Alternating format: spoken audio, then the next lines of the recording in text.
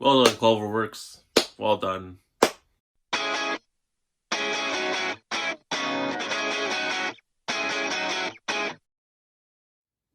Hi there, everyone. It's me, the Dolan Taku, and welcome to the last few episodes for Fate Grand Order Absolute Demonic Fun Babylonia, episode 20, which was a huge success. Well, there's a lot of mixed feelings about it too, but it was overall really good. And we have one last episode left in the series, which is coming out this Saturday. And overall, after this whole episode, this is the culmination of a lot of things. Overall, after this episode, my favorite part of the series was Ushi versus Tiamat, and this episode, I just don't know where to put it, man. It's really up there. This episode had everything. It had action, it had feels, it had sick ass moments, and made me kind of see some things in this series and my own personal game. So number one, I'm kind of sad that I don't have Hassan. I would have went for him, but I just supports. Number two, Gilgamesh. I kind of want Gilgamesh now. After this whole series, I really did Gilgamesh. Now, Archer, and I'm just like, shit, I kind of want him. Number three, I'm sorry for anyone who doesn't have Ereshkigal, but I'm so glad I have Ereshkigal now. I'm sorry, guys. That's just way too heavy in the feels right there. So, this episode had so much great hype, man. So, from last episode, they freaking ended it with showing off Hassan, the Grand Assassin, and he had some moments to shine in here, not too much. I didn't see him fight too much in this episode, which was a little bit of a kind of but I mean, sometimes when he was on screen and stuff, he did some badass shit and some interesting shit. I was like, damn, I really wanted this guy. I think I did roll for him a few times before, but I just didn't go all out for him. And this episode, he looked pretty badass. Surprisingly, he didn't show up most of the time though. Really weird. Sometimes he was just wondering where is he? He just showed up, he's fighting Tiamat, and all of a sudden we don't see him, and then when someone's getting beat up, then he's there to back them up, and I was like, okay, there you are. His placement in this episode's kind of all over the place, because I'm just be okay, everyone's grouped up together in this one spot, and then they're doing their plan and stuff, and I'm just wait, where the hell's Hassan? And there's also supposed to be Jaguar Warrior in here, from what I remember in the game, but she's not here, so I guess they kind of cut that out. Maybe she'll make an appearance next episode. But yeah, Jaguar Warrior is supposed to be somewhere in this anime series. Sure, she got kind of set off in the side most of the time, but she's still here somewhere, and also we'll see her next episode, like I said. So that was cool. San making an entrance, pretty cool. Kind of wish I had him now. And he's getting buffed in JP, so there's that. Next, Merlin. Oh no, Merlin came back already. What happened after that? Yeah, just the fight scenes overall. So after Hassan came in and they're still fighting, they had a hard time with this episode fighting still, and I really liked it. In the game, translating this stuff that happens in the game into anime, it's so different, because in the game you have your own strong ass, buffed up, max level skilled servants, and you can always bring a support Merlin and shit, and it's easy breezy. And in the anime, they translate it really well. All the servants had a hard time fighting those General Lamus and whatever. Ishtar got roughed up a lot, and I was kind of worried just a bit, because oh shit, man, you're hurting my goddess, man, fuck off. And then Merlin pulling out Excalibur out of nowhere, and then just doing some sword fighting and stuff. That was pretty cool. His skills and his reanimation that just came out in the FGO. That was kind of good timing. But I really see this side of Merlin that I don't really see well in the game, because he's yes, he is the teacher of Artoria, or my saber. And he can do some sword fighting. I'm just oh shit, he's pretty cool, because he's one hand with his staff and his wand or whatever, and then his other hand was Excalibur. He's dual wielding shit, and he would block with Excalibur and then shoot a freaking beam with his staff or rod. And I was yo, he's pretty good. He's really good. I really liked Merlin a lot more in this series.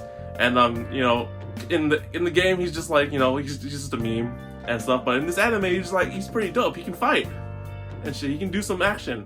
What else happened? Ishtar got roughed up a lot in this episode, but then Ereshkigal, man, oh fucking Ereshkigal, man. Like I said, guys, I'm sorry if you don't have Ereshkigal in the game, but I'm so glad I have Ereshkigal, dude. Like, yes, I'm pretty sure in the game, I don't remember seeing her death scene in the game, but in this anime series they showed it off, and like, yes, it kind of ties into like the recent Christmas event in the Christmas Underworld. So all that story really makes sense, and I really dig that event actually in the story. And to see how, like, you know, technically Ereshkigal did die in this thing. I don't remember how much it's mentioned in the game, but like to see her and her sister, like basically Ishtar, you know, like, you know, have her dying in her arms or next to her, and the freaking flowers of Merlin and shit look so beautiful and sad at the same time. And I'm just like, you know what? After this, I honestly think, shit, I don't know, man. I like Ereshkigal and Ishtar both equally, man. I can't decide. I like them both, but this episode really like made me like Ishtar so much more, even more than the event in the game. And you know, it's just like, oh, you know, she used up too much authority. She helped out the living. She broke the taboo. It all connects to the event. And I really liked that like little tidbit because assumingly if people haven't played the game event, they don't know this stuff because that came out like way before this.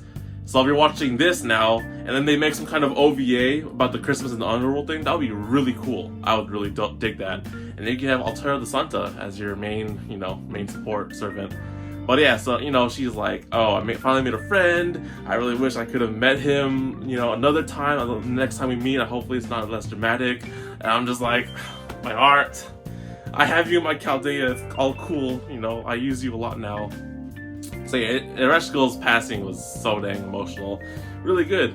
And then the star of the freaking anime and unexpectedly, Gilgamesh. Freaking Gilgamesh returns as his true form, is not his final form, his archer form. And man, dude, like, I think everyone has the same experience with Gilgamesh, whereas everyone found out about Gil, or like we first find about Gil through Fate Zero and the Fate Stay Night works, where he's like a total asshole and the antagonist. But then if you play Grand Order and you get through this anime and then this whole moment, like, he's not an asshole, and I kind of really like his character a lot more now. And when he showed up and took the show and basically saved everyone and saved the whole singularity with his Aya and Enuma Elish Noble Phantasm, I have to admit, like, I don't remember, it's been like some times when I've seen Enuma Elish in animation format. So there was like Fate, Dean Stay Night, and then there was UBW, and then I don't think he used it in Heaven's Feel. I don't know if he will make appearance in the third movie, who knows. What else? There's the Prisma Ilya movie, which was not technically Gilgamesh, but it's Enuma Elish.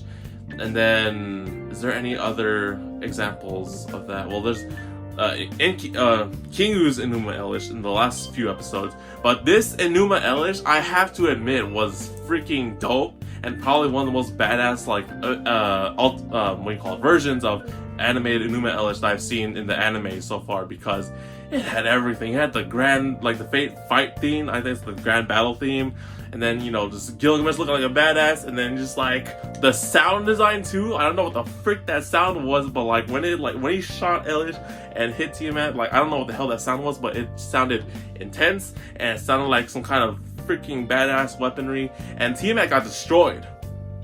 Tiamat got destroyed by Enuma Elish, and you know, as the main person in the singularity, Gil, I think it was really right for Gil to have the final blow in this series, which was freaking epic. And now I'm just like, shit, I don't have Gilgamesh. Well, maybe we'll change that back, who knows. GSSRs are a thing. But also, I forgot to mention Tiamat and Fujimaru. So Fujimaru actually does a lot more stuff in this anime, which I really like. There's a lot of anime original stuff that they implement in here, which is a lot of, you know, things they can do. They can translate from the game because it's all just text. But they make Fujimaru do a lot of stuff here. Like, he's like in the battle, he's like getting injured and stuff. And then at the one point when he has to like take Gil's Noble Phantasm knife thing and go inside and like, you know, stab Tiamat in the head and whatever. Like, I was like, okay, cool, he's doing something, you know, he's just like, he's actually in there, and you know, he prepared for this. Like, he does his freaking workouts and shit in his physical form and whatnot. He's like really in this when push comes to shove, and I really like how they can show that in here, because in the game, literally all you do is you tap a thing, you give a skill to your servants, and that's it. Like, you don't see him do anything else, which is really cool. So yeah, running up to Tiamat with a knife and shit, just doing this parkour shit, and then, you know, getting help with Foe and Hassan. That was pretty cool. And then he also had a talk with Tiamat. Now I'm pretty sure Tiamat never talked in the game, because like all I ever hear her do is that sort of thing, right? So her talking was really interesting, and, you know, gave a little bit more character to her, because she's like, I forgot what exactly she said. She's like, you know, I love my children, except my children always use me as a ladder. They always abandon me as they grow old. I want to love my children forever. I want to stay by their side forever. Is my love mistaken? And then Fujimaro's just like, you know, your children all love you, and, you know, like, so I can't answer that for you. I don't know, but you know, you gotta go. You know, so he didn't like technically stab. Well, I don't know if he technically stabbed Tiamat. Probably, I don't know. Like, so it's really weird, that whole confrontation thing. Essentially, yeah, he goes into he stabs Tiamat, and then inside the mine they're like linked or something like that. And then they're talking to each other, and he could have stabbed the original form Tiamat there, but he didn't. He dropped the knife, and he just like, yeah, we have to go. You have to go. You know, and then that was it. Interaction between Tiamat was interesting and different from the game, and I really liked it. Yeah. So then after that, that's basically it. It's basically it. They defeat Tiamat, and they'll assumingly have the Grail in the next episode. They're all up in the surface, freaking tired and shit. No more command seals and stuff. And that's the end of Babylonia, which is like probably one of my favorite singularities from the game. And overall, this anime, it made me love it even more, dude. This anime was the shit. And now I just really can't wait for Camelot. But that's for another time. This episode was honestly really great. And, you know, Hassan, Ishtar, Enkidu, Merlin, not Enkidu, freaking Ereshkigal, Merlin, Gilgamesh, Mash. Everyone had some shit to do in this episode, and it was freaking awesome. It's freaking great. Now, if by the end of the next episode they tease some more shit, well, I know there's a Camelot movie after, but, you know, honestly, I would dig a whole FGO animated series sort of thing, you know, because they just skipped up like freaking, they did Singularity, they skipped Orleans, what the fuck's the other one, Rome, Okeanos, London, America, Camelot's coming a movie soon. Like, I would dig an FGO animated series stuff with all the singularities. And then if they're gonna do freaking Solomon, that's gonna be some grand ass shit, because you have like 150 plus servants in the game that can make an appearance in that shit. And yeah, that's freaking dope. Like, there's so much potential with this animation shit. Like, it's so good, and I love it. It's so great. So that's potential for future things. So anyways, this episode was really great. I have no clue where to rate it in terms of my favorite parts of this series, but it's up there. It's like top 3 or top 2, because so much good shit happened in this series. It's so great, and it's kind of sad for it to be ending soon, because this is like one of my animes that I really like religiously watched weekly, except when they had delays, because freaking delays and shit, and it was like, okay, fine, you did get some good work, so if you have a delay, you have a delay, so shit, whatever. But yeah, that's it for episode 20. If they have a delay for next week, I'm gonna be pissed, but I'm pretty sure there isn't, because there shouldn't be any more fights in the next episode. There should be, I have no clue what they're gonna do for the next episode. They have like some stuff to do and see.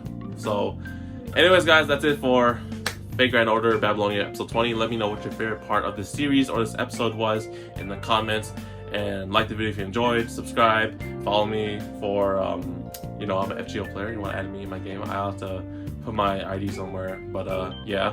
And stay tuned for the finale episode 21, where I will review the whole series. And then, well, I kind of said it multiple times, but we'll have the in-depth thing. And yeah, so stay tuned for that. Take care, guys, and have fun playing FGO. See you later.